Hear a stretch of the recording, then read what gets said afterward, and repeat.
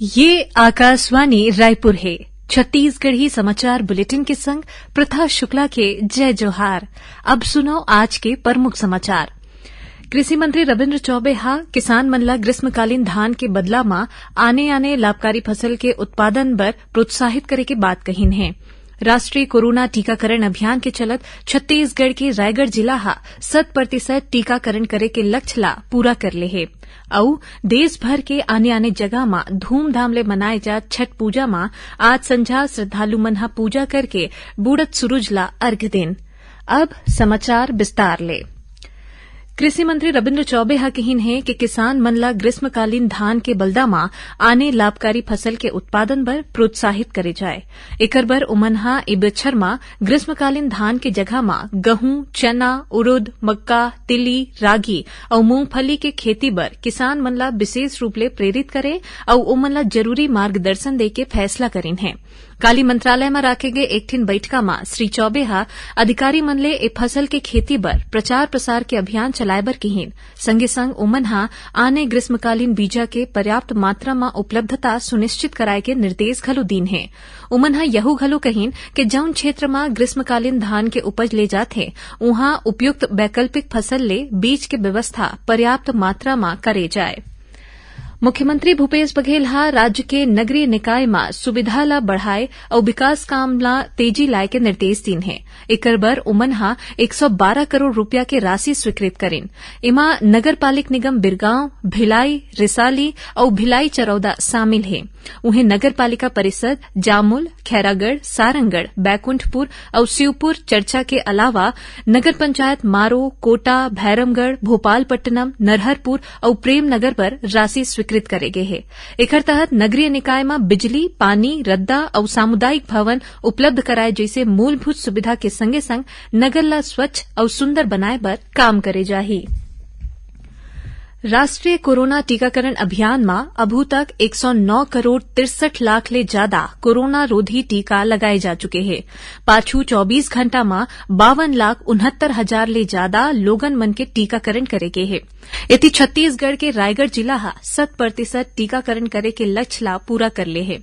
जिला में टीकाकरण की शुरुआत ए बछर 16 जनवरी ले करे गे रहीस। जिला में 10,68,000 ले ज्यादा लोगन मन ला टीका के दोनों डोज लगाए जाए के लक्ष्य रहीस। जिला सिर्फ 298 दिन में ही पूरा कर ले गए है।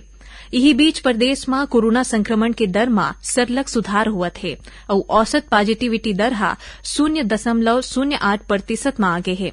काली राज्य में कोरोना संक्रमण के 22 ठिन नवा मामला आगू आई से और अभी के बेरा में प्रदेश में 233 मरीज मन के इलाज आने अस्पताल या फिर होम आइसोलेशन में चलत है। स्वास्थ्य मंत्री टीएस सिंहदेव कहीन है कि प्रदेश में स्थापित सब्बो ब्लड बैंक के पूर्ण क्षमता के उपयोग करत जरूरतमंद मनखे मन तक एकर लाभ पहुंचाए जाए। उमन जवान लइका मन ला रक्तदान करे बर प्रेरित करे के बाद घलो कहीन। श्री सिंहदेव काली छत्तीसगढ़ राज्य एड्स समिति और छत्तीसगढ़ राज्य रक्त संचरण परिषद के बैठका में ए बात ला कहीन है। बैठका में उमन विश्वविद्यालय और कॉलेज में एनएसएस और एनसीसी के माध्यम ले नियमित रूप ले रक्तदान शिविर ला आयोजित करे के बाद घलो कहीन।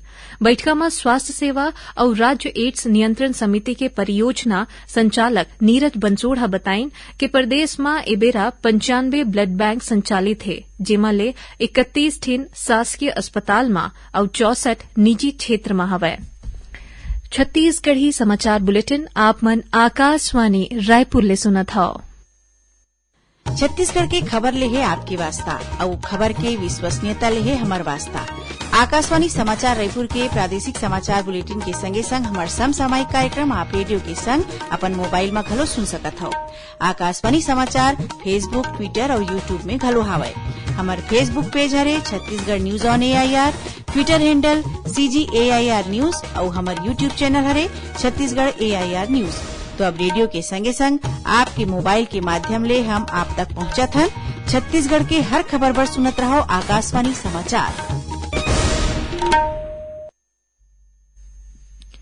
अब आगू बढ़बो बाची समाचार कोती। मुख्यमंत्री Bhupesh Baghel chit fund company के फरार हुए संचालक मन के खिलाफ धीमा कार्रवाई पर नाराजगी जताइन है। उमन कहीन है कि तुरते आरोपी मन के गिरफ्तारी करे जाए। श्री बघेल हा बस्तर फाइटर्स भर्ती प्रक्रिया में होवत देरी ला गंभीरता ले लेवत हुए कहिन कि भर्ती प्रक्रिया हल हार में अवैया बछर के जनवरी महीना तक पूरा कर ले जाए। उन्हें मुख्यमंत्री हा शहीद पुलिस अधिकारी विनोद चौबे के नाव में डीजीपी मेरिट स्कॉलरशिप दे के घोषणा घलो करीन है। मुख्यमंत्री हा काली अपन निवास कार्यालय में गृह विभाग के काम के समीक्षा करत रहीन। उमन हा कहीन कि माई लोगिन और लइका मन के सुरक्षा हा सरकार के सबले बड़े प्राथमिकता हरय। फिर माई लोगिन मन के सुरक्षा बर बनाए जात ऐप के तैयारी में देरी होना एक ठिन चिंता के विषय है। श्री बघेल हा पुलिस अधिकारी मन ले तुरते महिला सुरक्षा ऐप ला तैयार करके एकर प्रदर्शन करे बर घलो कहीन। उमन हा कहीन है कि लोगन मन में विश्वास और अपराधी मन में डर रहे बर शहर भर के प्रमुख चौक चौराहा में पुलिस अधिकारी मन के उपस्थित होना जरूरी हवय। बैठका में मुख्यमंत्री हा प्रदेश में बाढ़त गांजा तस्करी के मामला में सख्त कार्रवाई करे और एकर ऊपर रोक लगाए के घलो गोट बात कहीन है। आस्था के महापर्व छठ हा आज छत्तीसगढ़ समेत देश भर के आने जगह में धूमधाम ले मनाए जाते। आज संझा छठव्रती और श्रद्धालु मन हा पूजा करत हुए बूढ़त सूरज ला अर्घ दिन। एकर बर रायपुर समेत प्रदेश भर के आने जिला में नदिया और तरिया के तीर घाट मन में विशेष व्यवस्था करे गे है। संगे संग लोक कलाकार मन डहार ले पारंपरिक लोकगीत के आयोजन करे जाते। 4 दिन तक चलैया ए छठ पर्व के समापन काली उगत सूरज ला अर्घ दे के संग हो जही। प्रधानमंत्री नरेंद्र मोदी हा छठ पूजा के मौका में देशवासी मन ला बधाई दिन। उमन हा अपन ट्वीट में कहीन के छठी मैया हा सबो ला अच्छा स्वास्थ्य और खुशी देवय। प्रदेश में व्यापार और रोजगार ला बढ़ाए बर गांव में प्रोडक्शन सेंटर और शहर ला ट्रेडिंग सेंटर के रूप में विकसित करे चाहिए। मुख्यमंत्री भूपेश बघेल हा काली रायपुर में एक ठिन समारोह ला संबोधित करत हुए प्रदेश के कपड़ा व्यापारी मन ले कहीन है कि उमन हा डिजाइनर मन ला प्रशिक्षण दे के संगे संग कपड़ा डिजाइन और उत्पादन के ऑर्डर देवय। उमन हा कहीन है कि राज्य सरकार हा एकर बर जमीन, सेड और मशीन उपलब्ध कराही, जेकर ले लोगन मन ला रोजगार मिले के संगे संग अच्छा कपड़ा घलो मिल सकी। मुख्यमंत्री हा एकर बर व्यापारी मन ला जिला कलेक्टर मन संग बैठका लेके परियोजना ला तैयार करे के बात घलो कहीन है। अब थोड़कुन समाचार सार मा। स्वतंत्रता संग्राम सेनानी बिरसा मुंडा के जयंती 15 नवंबर ला जनजातीय गौरव दिवस के रूप में मनाए जाही। प्रधानमंत्री नरेंद्र मोदी हा 15 नवंबर के भोपाल में जनजातीय गौरव दिवस में आयोजित कार्यक्रम में शामिल होही। राज्यपाल अनुसुईया उइके हा काली ले अवैया 5 दिन तक बर नई दिल्ली प्रवास में हवय। ए बेरा राज्यपाल हा काली 11 नवंबर के राष्ट्रपति भवन में आयोजित राज्यपाल के सम्मेलन में घलो शामिल हुई। जांजगीर चांपा जिला के सक्ती क्षेत्र में बोईडी गांव के सरपंच के खिलाफ अविश्वास प्रस्ताव पारित करे गए है। तहसीलदार की उपस्थिति में सरपंच के खिलाफ 9 झिन पंच मन हा अपन मतला दिन है और अविश्वास प्रस्ताव पेश करें। नोबेल पुरस्कार विजेता अभिजीत बनर्जी हा 14 और 15 नवंबर के रायपुर में होवैया पंडित जवाहरलाल नेहरू राष्ट्रीय शिक्षा समागम में शामिल होही।